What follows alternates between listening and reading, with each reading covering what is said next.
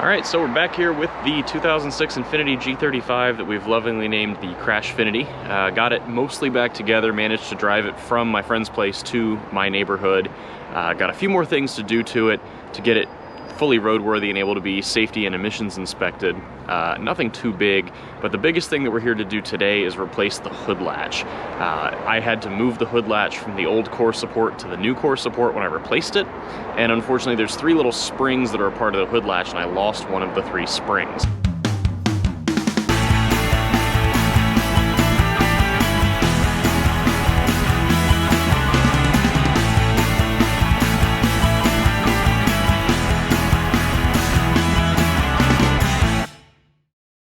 I got a new hood latch from someone off of eBay. You can get a lot of great parts from people either parting out wrecked cars or selling just brand new reproduction parts. So I have a brand new hood latch ready to go, and that will let us get the hood not only fully latched down, but also correctly aligned on the car. It's currently sitting a little too far to the passenger side, so we'll have to move that over.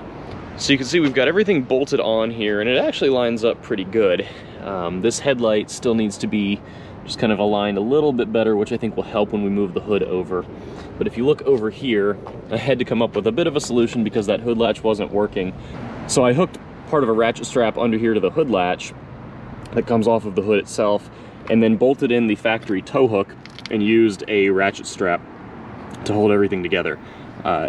I'm not recommending this for actual driving. I managed to get the car 7 or 8 miles home, going about 30 miles an hour on back roads, and that was good enough, but the car has not been driven since, because obviously you want a real latch to hold this thing all down.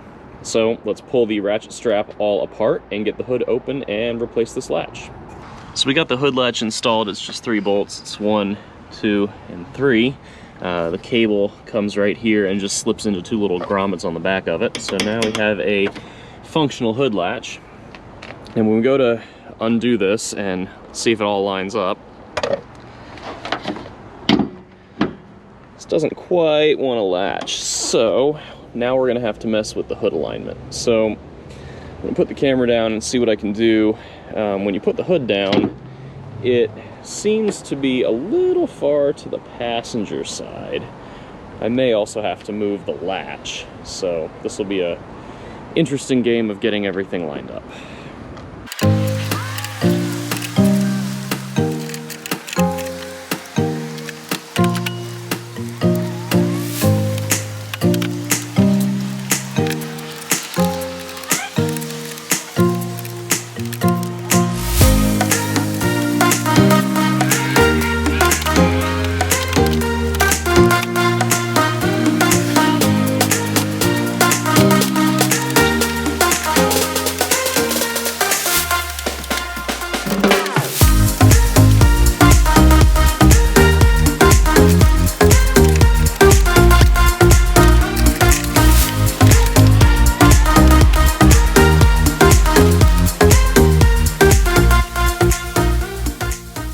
So we're back with the G35. It's been a couple days. As you saw, I tried getting the hood all lined up by myself, and that didn't really work out. I got it to where it would latch on its own, but that wasn't really enough to make it actually line up with the body and have everything quite where I wanted to be happy with it for paint. So called my friend who's the master Infiniti tech. He was able to help me out and get everything lined up. We ended up actually moving the fender, moving the hood, moving everything just a hair, you know, a 1/4 inch or so, and it all lined up. So let's take a look at how well this hood closes, and then we'll go on a brief tour of the rest of the car. So we'll go ahead and drop this hood down. You hear it latches right in. It goes nicely, you can't really see, but right in there into the latch. And then we can take our hand and and we're good.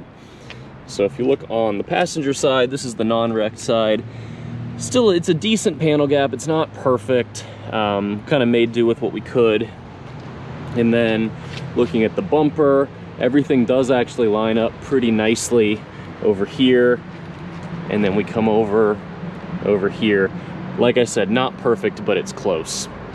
And then Jeremiah was able to help get this bumper realigned. So all these gaps, again, they're not factory perfect, but they're not terrible given the age and the condition of the car. And then here we've got this body line that actually worked out all right, again, given what happened to the car. So everything is in pretty good shape, and we are more or less off for paint at this point. So take a look at the rest of the car here. Everything came out pretty nicely in this wheel well. Just have to finish up a couple things down here with the side skirt. Got some parts coming for that. And we come around to the rest of the car. If we move inside, the interior is actually in really nice shape. It's black leather interior. This car has the Sport, Premium, and Aero packages, and it does have the factory navigation as well, which is DVD based but does still work. Everything is in real nice shape, even the back seats. A couple little things to deal with for cleanliness, but we'll get there. And then coming out of the interior, move around to the back, you can see everything else is in pretty good shape. May have the body shop touch up some things around the car that were not part of the accident, but still worth doing. Obviously, everything else is still looking pretty good here. It was not a part of this wreck. So we're gonna take one final look at things and then head off to the body shop in a couple days.